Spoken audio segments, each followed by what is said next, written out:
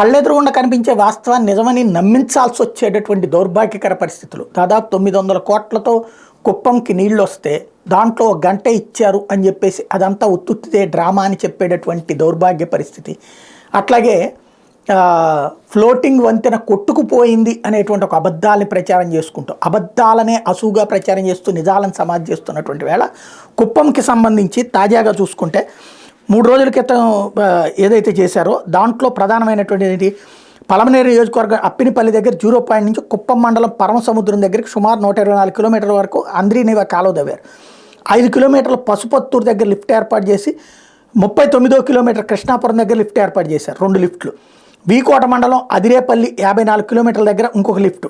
కుప్ప నియోజకవర్గం 110 చెరువులకి నీళ్లు, 6,500 ఎకరాల ఆయకట్టుకి నీళ్లు ఇచ్చేలా పనులు చేశారు. 4 లక్షల జనాభాకి తాగునీరు. అట్లాగే అనంతపురం జిల్లా చెర్లోపల్లి రిజర్వాయర్ 300 క్యూసెక్కుల నీరు హంద్రీనివా కాలువల ద్వారా తరలించి అక్కడికి తీసుకురావడం అన్నటువంటిది ఇక్కడ కీలకమైనటువంటి అంశం. 3 రోజుల క్రితం జగన్మోహన్ రెడ్డి వచ్చిన తర్వాత అక్కడ మంగళవారం శాంతిపురం మండలం వెంకటేశ్వరం దగ్గర ఉన్నటువంటి శెట్టికుంట చెరువు నిండింది. అంతకుముందు అధికారులు ట్రైన్ రన్లో భాగంగా నీటిని విడుదల చేశారు.